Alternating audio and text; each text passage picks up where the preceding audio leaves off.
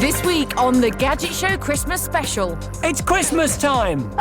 But there's no need to be afraid, because tonight we'll show you pretty much every Gadget Christmas present you should be buying this year. We'll choose the best gadgets for kids, for blokes, for women, and then we'll choose the Gadget of the Year with the help of 3 wise men, including this gadget legend.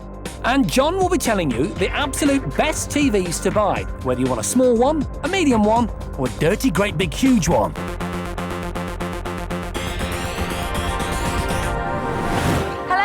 Welcome to the Gadget Show Christmas Special.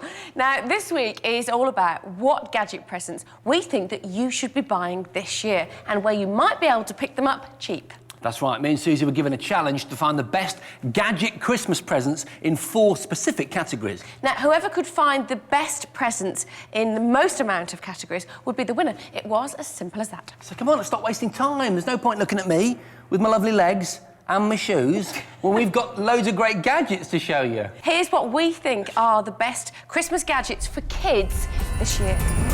There are quite honestly thousands of gadget toys out there this Christmas aimed at kids, and we had to choose just one each that we thought was the very finest. We'll be showing you those in a moment, but here's what we think are the best of the rest. Scary, isn't it?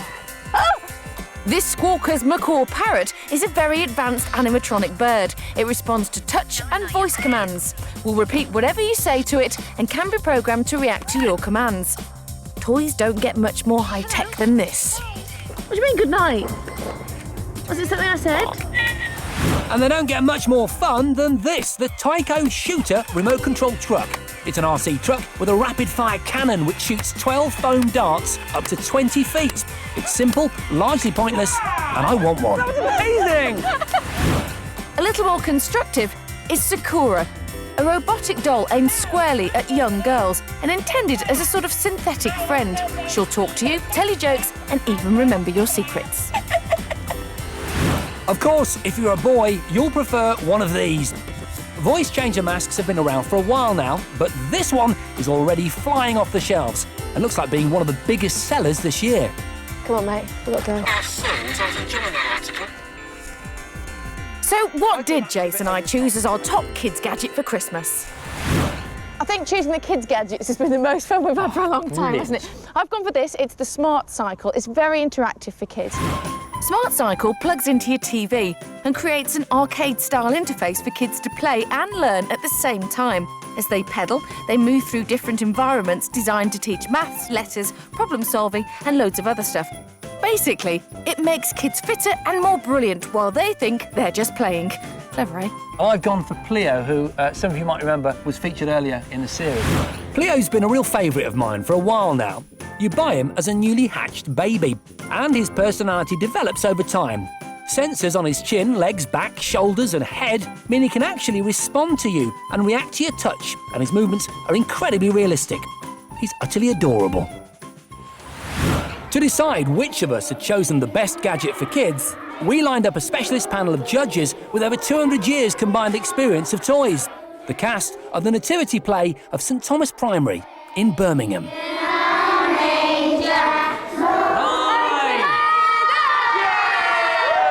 Is this your normal school uniform? Yeah. Cool. We're going to give you guys an opportunity to choose a gift that you might like Santa Claus to bring you, OK? We want you to choose one of the 2 toys that we're going to show you. So sit yourselves down. Both of us would get 5 minutes to convince them that our gadget was the best they could hope for this Christmas. This is called the Smart Cycle. I was up first and went straight for the free test drive approach. The game has loads of stuff in it to keep kids interested. They can even take snapshots of where they are in the game as they go along. Everyone wanted to go. And as my 5 minutes came to an end, I was sure I'd won over my audience. Well done! Hooray for the angels! But now it was my turn, and I knew the kids would fall in love with Pleo. This is a living, breathing, robotic friend, and his name is Pleo. Now, the thing to remember about Pleo is he's probably not like any of the toys that you've got at home. You've got a real dog. OK, he's not quite as advanced as your dog, but it's a very similar concept. Put him on the floor. OK, I'll put him on the floor. Oh, yes. My Little Robotic Dinosaur was a huge hit. If you touch his mouth there, look, he'll bite your finger. It won't hurt. The children were fascinated and had some very sensible questions. Does he follow you? Yeah, he will follow you. He'll always be your friend. There's no question about that. Does he do a poo? Little small battery poos he does. Yeah, he does. Let's give him a nice soft round of applause, but not too loud. At the end of my pitch, the main problem was getting him back. One little girl was totally smitten. Yeah, well, I believe in tough love. Anyway, it was time for the votes. It's very simple. What you've got to do is when I say go, those of you who want to go to the Smart Cycle, run over there. Those of you who would like Pleo as your Christmas present, come over to little Pleo. Ready, steady, go! One other go. Here we go. Shall we have a count? 1, 2, 3. 5, 6, 7, 8, 9, 10, 11, 12. So we've got 20. And we've got 13. Well, we did good though, didn't we? The winner's the bike. Give yourselves a big Smart round of applause. Cycle! Round of applause. So the Smart Cycle was a real crowd please, wasn't it? Big time. Is he going to sleep? I was trying to get him to sleep, but I think he's a little bit excited to actually be in the home of the Gadget show. And let's be honest, the most important thing about this and that piece of film is the fact that I did win the challenge. Now, I want to talk to you about TVs. At Christmas, the TV plays an absolutely crucial role in family life. Everybody gathers round it after consuming obscene obesity-inducing volumes of turkey and chocolate to watch things like movie premieres, the CSI Christmas pantomime, and, of course, the Queen's speech. And with the holidays fast approaching, a lot of you are probably thinking about investing in a new set. Something to wow the in-laws with when you invite them round for that schooner of sherry. Well, pay attention, because I'm about to tell you what I think are the best TVs to buy, whether you're after a small one, a medium-sized one, or a big one. Whatever size TV you want, there's a few things you should expect it to have. The digital switchover has already started in the UK, so the chances are you'll still be using your new telly after the analogue signal has been switched off. So unless you want to buy yet another set-top box, you should definitely buy one with a built-in Freeview tuner. And you're also going to need an HDMI socket if you want to watch high-def telly. In fact, more than one HDMI socket is preferable. They're the main way of getting high-def footage into your telly, whether from a Sky or Virgin Media box, a games console or a high-def disc player. You may not want high definition now, but you will do in the future. And you'll need an HDMI socket. So, exactly what TVs should you buy? Well, I've been testing a load of the most highly rated models out there, using Spider-Man 3, which rather conveniently is just out on high-def Blu-ray. The first thing to note is that these days it's very difficult to choose between plasma and LCD. Some LCDs are better than some plasmas, and some plasmas are better than some LCDs, although smaller TVs are all LCD. I've tested lots of TVs of both types and all sizes and judged them on features, price and picture quality. And to keep things simple and make the confusing job of choosing a telly as straightforward as possible, I've chosen just one model from each size category to recommend. And so to our first category, small tellies. That is, tellies under 26 inches. And in this category, the winner is... No, it's not. Where have you put it? Ah! The Sony KDL 20S 2030. Last time I looked at small TVs, it was hard to find a decent one. But things have really changed because this Sony actually has one of the best pictures of any of the TVs here. The colours are really natural, even on skin tones, which are very hard to get right. The sound's pretty good, and I think for many people, 20 inches will be an ideal size for a telly, because a 26-inch TV is just too big for the kitchen or the bedroom. One downside is that it only has one HDMI socket, though it is at least high definition. And if you don't like this colour, it also comes in several others. Now onto our next category, mid-sized TVs from 32 to 37 inches. And the winner of this category is the Hitachi L37 X01. It's a brand new 37-inch LCD. It's full high definition. That's 1080 by 1920 pixels. It handles motion very well. There's very little of that classic LCD smear, and the contrast range is particularly intense. The colours are deep and involving, but not in an over-the-top sort of way. And it's particularly good on high-definition sources. If there is a drawback, it's that on standard-definition ones, people can have an unnaturally healthy glow. But if you get bored with what you're watching, you can amuse yourself with the electronically swivelling stand. And finally, the grand prize in the over 40-inch category, the best Beak TV. And our winner in this final category, our ultimate TV, is the Pioneer PDP 428 XD. Oh, Alistair, for goodness sake. Just stop. This 42-inch screen is proof that for TVs this size, plasma's still best.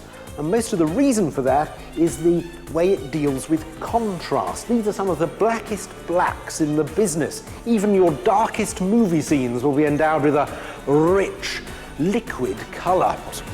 It handles motion very well, it sounds good through the built-in speakers, and as well as doing a great job with high-definition material, it also does a very good job with standard-definition footage. And on top of all that, I reckon it's the best-looking TV here, a model of understated elegance. Time to return to this week's Gadget Christmas Present Challenge. Now, you remember in the first part of the challenge, Suzi and I were tasked with finding Gadget Christmas presents for kids. And this is what won for Suzi, unfortunately, the Smart Cycle. But the next part of our challenge, I don't know, I was feeling very confident about it because it's all about buying presents for women.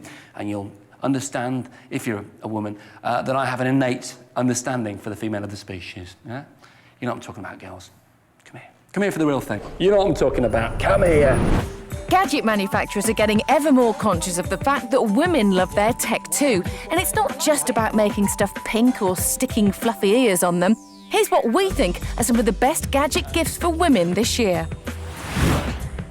This is the Pocket Surfer. It's a very stylish internet browser that neatly fits into your handbag. It's got permanent internet access using GPRS via the mobile phone network, so there's no searching for Wi-Fi hotspots. A bit less subtle is this really flashy bit of bling. Its techie trick is that it hides a USB memory stick packing 1 gig of flash memory. Clever, but I have to say it's more Brittany than Tiffany's. Still on jewellery-type stuff, these are good-looking, turning earphones into jewellery. These polished stainless steel beauties actually make a virtue of having to stick little things in your ears to hear your music. And they actually sound good too. And sticking with stylish, this is the gorgeous Sunto Lumi watch, the first outdoor sports watch specifically designed for women. It's slim and elegant, but it's a real gadget, packing an altimeter, a compass and a barometer, which even includes a storm warning system. The tech world has definitely come to terms with its feminine side. So what girly gadgets had Suzi and I selected as our favourites? Well, Suzi had gone for a picture frame, and I'd chosen a small plastic probe. Yeah, don't worry, I'll explain in a minute. For the challenge, we had to approach 10 ladies who were out shopping and see which gadget they liked best. Hello. We want you to choose which gadget you prefer. My gadget was the e-Starling photo frame, a Wi-Fi-enabled device which I was very excited about. It's got its own email address, so people can email you photos from wherever they are all over the world. I really think that this is a truly brilliant gadget. Photos emailed to the frame's address will instantly appear on it. It couldn't be easier. And you can manage the photos on it from anywhere as long as you've got internet access. You can show all your photos on a loop. Sits on the sideboard at home. Right. That's why I've got a lovely digital photo frame. My choice was very different. Quite simply, it was a 15-quid probe which analyses your skin type. It's called a bioelectric impedance analysis device. You obviously know what that is. I know women. They love spending money on skincare products. But each one is aimed at a different skin type. That's where this thing comes in. Simply put, this device tells you what type of skin you've got at any one time. May I probe you, madam? Thank you. Do you mind if I probe you, madam? Thank you. Okay, just hold you there. It's just doing its analysis now. You don't have to stare so seductively into my eyes. He's stood right there. Moist, rough, oily. All this has a bearing, apparently, on what creams you buy. And so a device like this must be a godsend. Surely. Not very oily, OK, which is always good, but you are lacking in moisture a little bit there, so you can maybe go and stick your head in a bucket or something, you know, bucket of water. And stick yours in after, yeah? Please do, please do. So which gadget did the women pick? If we were to buy you a Christmas present, which one would you like under your tree? I think I'd prefer that one. Oh, yes, So you're the winner. Thank you. I couldn't give someone that, honestly. I couldn't give someone a skin analyzer. Very, very interesting. Which would you have if you were going to get this as a present? This one. You get the photo frame. We asked 10 women, and every one of them chose Susie's photo frame. I was appalled. I thought I knew women. Isn't it funny that the bloke of the twosome chose a gadget for girls that obviously none of them want? Yay! 2-0. Very You know good. what I think your problem was, Jace? Yeah. You were literally going up to people in the street, just imagine it, and shoving something in their face. Yeah, that doesn't feel too good, does it? I think the other problem, I mean, I went for this because it's very inexpensive. It's only 15 quid, whereas that's, you know, a couple of £100. And I thought it'd be really good if you're buying it for a female friend or, you know, your daughter or something. But the question ended up being, which one do you want? So no one's going to choose this, are they? Well, I can see your strategy, but a little tip at Christmas Yes. time. Women, frippery, not really. We really like practical gifts. Yeah, the girls love the gadgets. I've learned that. I think it's a very important message. You know you can redeem yourself, don't you? Yeah. Yeah, because later on we're looking at Christmas gadgets for boys. We try to find the best Christmas gadget present for blokes in the company of the London Wasps rugby team. And in fact, Jace has a chance to redeem himself right now because it's time for the focus group. Every week on the focus group, John, Jason and I choose the best gadget that we can find in a particular area of gadgetry. We then present it to our focus group and they tell us which one they like the best. Now this week we're doing gadget stocking fillers and things are a little bit different.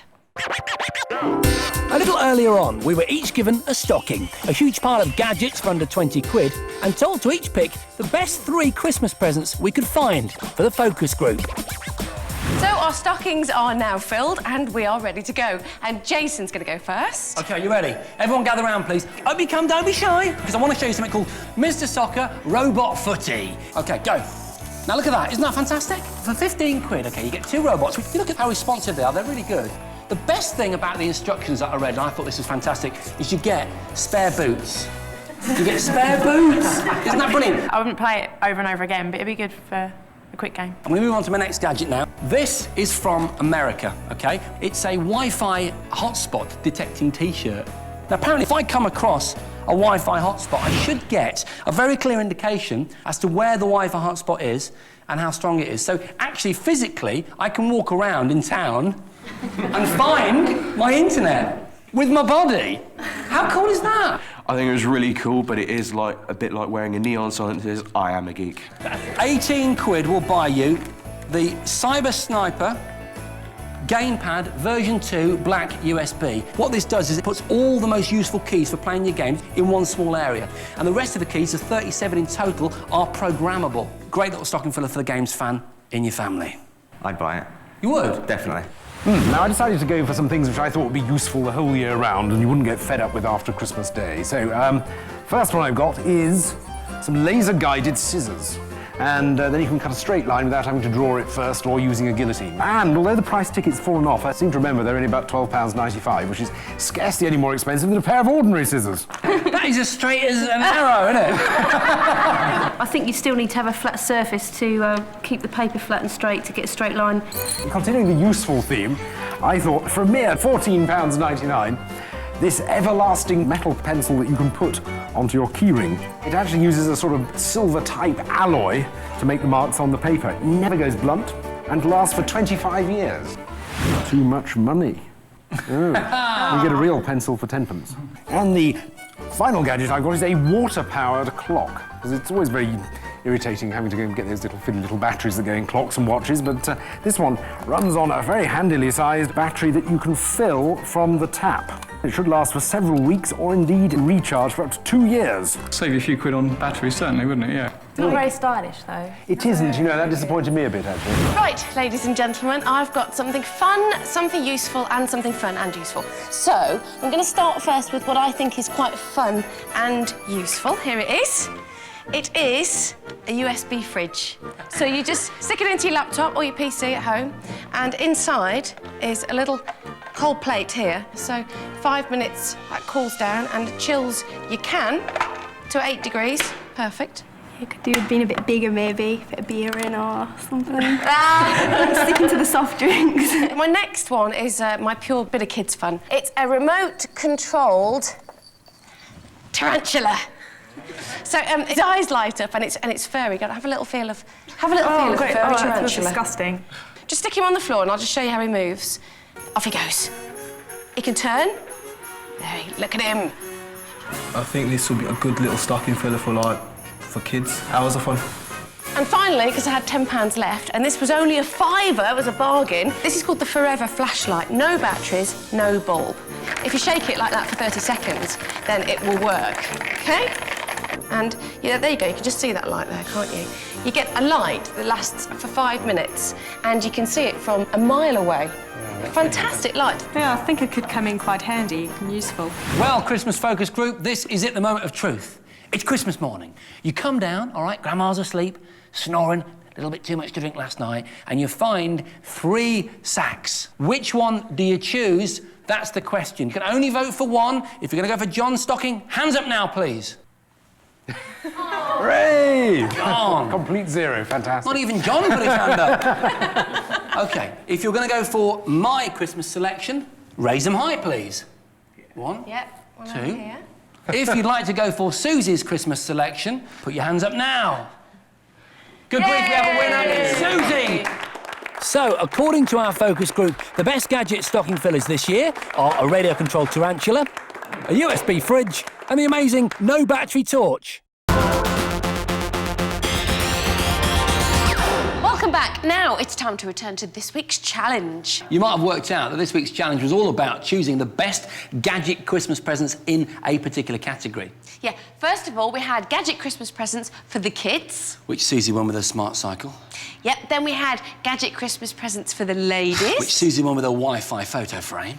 So now it's time for the boys. Yeah, I felt very confident in this category because at the end of the day, you know, when it comes to buying gadgets for men, I'm a man, yeah? Yeah.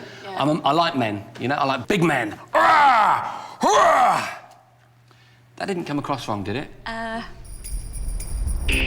There've been some fantastic gadgets for men out this year. Do you know what? Every single man that I know loves gadgets, but the problem these days is so many on the market, I never know which toy to buy for which boy. Whenever you're ready. Sorry. But we had to choose, and there's a lot to choose from. The iPod Touch is Apple's latest musical wonder, featuring the same gorgeous touchscreen technology as the iPhone. It holds up to 20 hours of video, and it's truly beautiful. The iRecord lets you record movies or TV shows directly to your iPod or any USB hard drive without the hassle of a computer. Simply plug in an output from a DVD player or a TV and press record. Ever regretted giving up on using pen and paper in favour of the keyboard? Well, now you don't have to. The digital scribe converts handwriting into type on your computer without the use of special paper. This is one that John loved. It's the Cybex Squirrel Bike, which he tested earlier in the series. It's steered by the rider using their weight to turn, and is great for tricks. This electric skateboard reaches quite scary speeds of up to 20 miles an hour using a simple handheld wireless remote. Are you ready? Yeah. Oh, are you okay? Oh. I'm loving the Power Tool guitar. It's a touch-sensitive guitar which allows you to follow lights in order to learn how to play. You can listen via headphones or plug in an MP3 player and play your own tunes. Perfect for a wannabe rocker. All these gadgets would make brilliant presents for any bloke, but we'd picked 2 absolute crackers as our favourite bits of tech for men this year. I've chosen this miniature remote control helicopter toy because it's inexpensive, it can fly pretty well indoors and out, and best of all, it's got fire buttons. They're only 17 centimetres long, but they always seem to draw a crowd. They come as a pair, and as well as being able to hover and do your own aerobatics, you can also use the inbuilt infrared beam to knock out your opponents. And I've chosen this. It's called My Sky, and it's an ultra cool piece of kit. You literally point it up at the sky at night, and via GPS it tells you exactly what star, constellation or planet you're looking at, and it gives you a little bit of information. It's only small, but My Sky can locate and identify as many as 30,000 planets and stars. Once the object has been identified, My Sky will show a multimedia presentation on its full-colour LCD screen. Why are you wearing a badge saying, "Hi, I'm Jason"? That's because the next stage of this challenge involves speed dating. What do you mean? Look, don't worry about it. You're going to love it. Meet our hot dates. The London Wasps rugby union team. They're looking fit, hot, and when they're not impressing on the pitch, they're loving their gadgets. They couldn't wait to get hold of every gadget we'd brought and insisted on playing with everything. This wasn't exactly the purpose of the exercise, but let's face it, who's going to argue with a few tons of prime English beef? Don't get me wrong, I like a man who's keen, but we needed them to focus on Jason's helicopter and my Starfinder gadget. The idea was that Suzi and I would have just 30 seconds with each wasp to sell them our chosen piece of kit. Candidates, sit down. This was speed dating with gadgets. How you doing, Jason? Hello, I'm Suzi. Nice to meet you, Rich. Grab your controls. Right, I've got a really cool gadget for you, not kids' toys. You switch it on, put your location in, press the button. It tells you what the star is, what the planet is. You got me. Yeah. So 50 quid, and that's what you get. Not bad, is it? Essentially, it's what you need on a hot date. You do need to be telling the girls what stars you're looking at when you're trying to get all smooth. Bring your opponents on the top. There you go. You've got to bring your opponents. Obviously, it's a very romantic gadget. Just do it for you on the first date, is it? Listen, absolutely. If you tell me what stars we're looking at, there's definitely a second date in there. There you go. Nice to meet you. Good landing. Oh, good work. Hit the cross. I think you brought me down there. All the wasps seemed very keen on both our gadgets. This was going to go right down to the final whistle. It's like having Patrick Moore, but in your hand. I'm shooting away at you. I don't know if I've got you. I didn't mean to point just there, but it happened. Oh, wow. Can I just say something? Yes. To everybody? You know, I really couldn't give a about this gadget because I've just speed dated the whole Wasps team. I feel exactly the same. Each man had a love heart voting card to make their choice. They'd seemed really sold on both gadgets. I really didn't know what was going to win, but I might have guessed. One by one, those heartless wasps spurned me and the helicopters. Unbelievable. Thank you. I was left with just a sympathy vote. Yeah, as if, yeah. You're kidding me. That means so much more to me, man. That means so much to me. You've no idea how that means. He is gay, though, yeah? From what?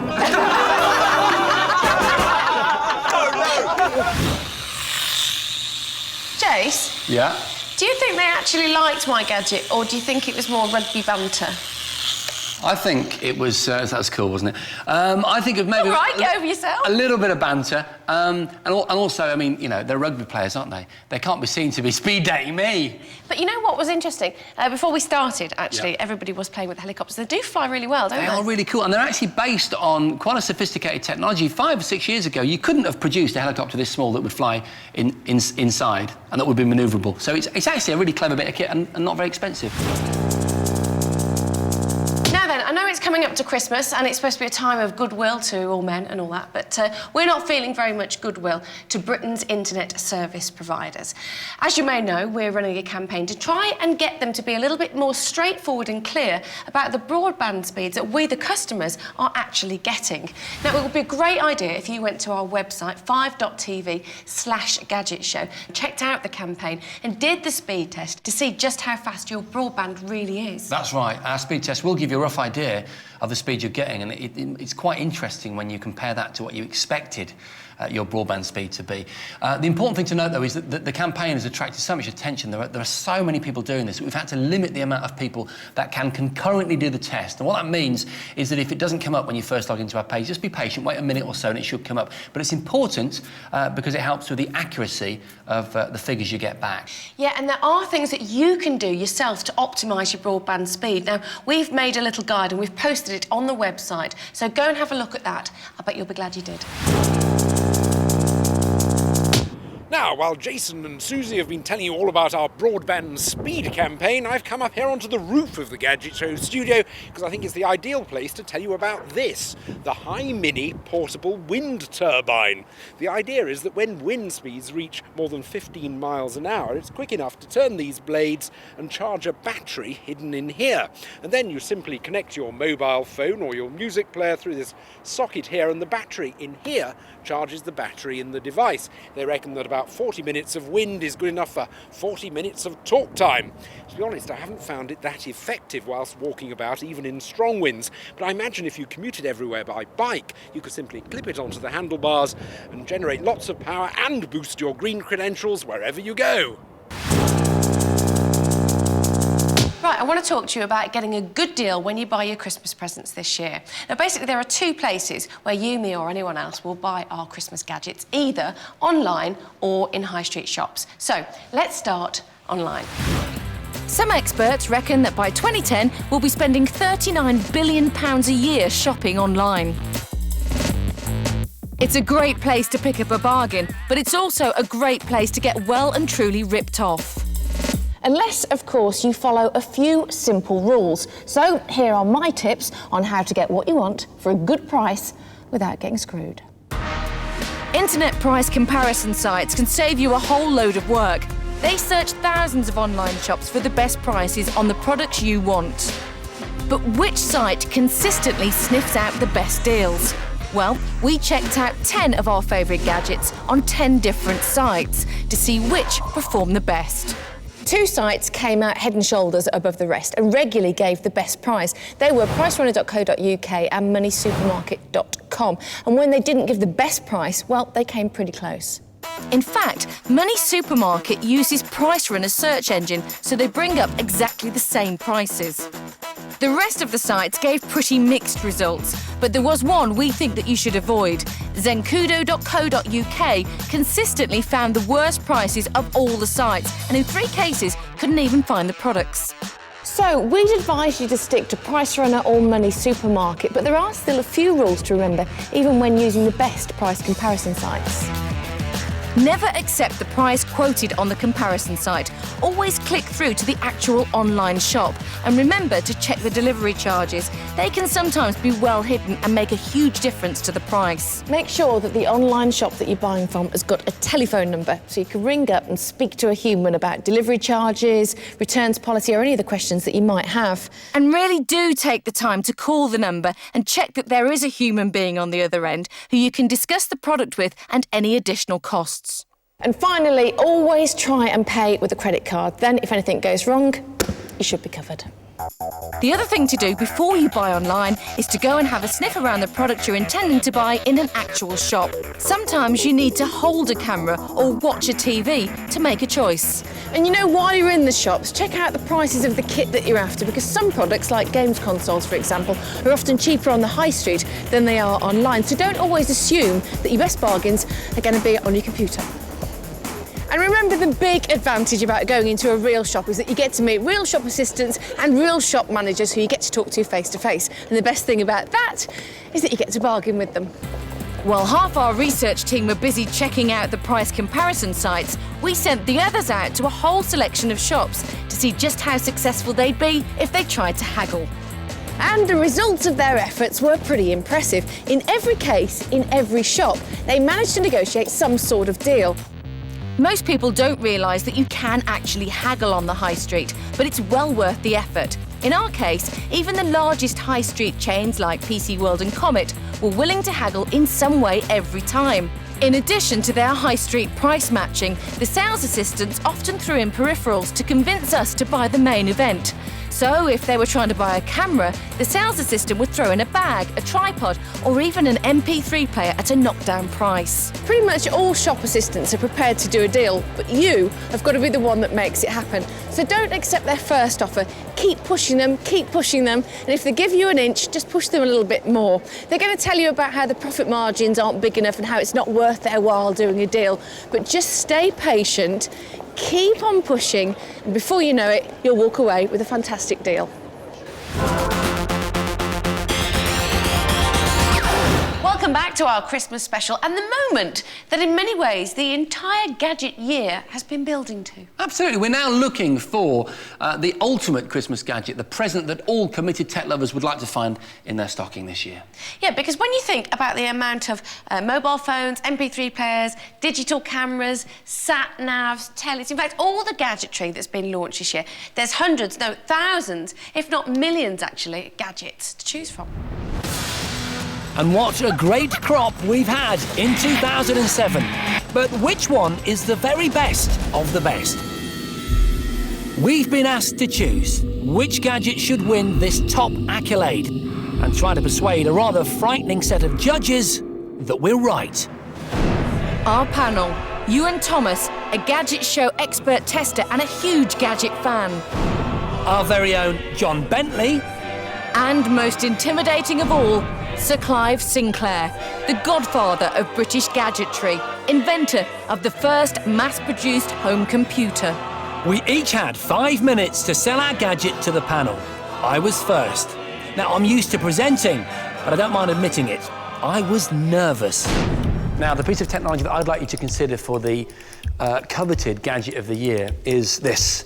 It needs no introduction, really. It's the iPhone from Apple. This should have been a doddle. I'm a complete convert to Apple's beautiful iPhone. It's caused a storm, but could I persuade the judges? Have a go with that, Ewan. Have you ever used one before? Never, no. See if you can turn it on. The screen's just gone dead. Fantastic. Not a good start. For me, this phone is particularly special.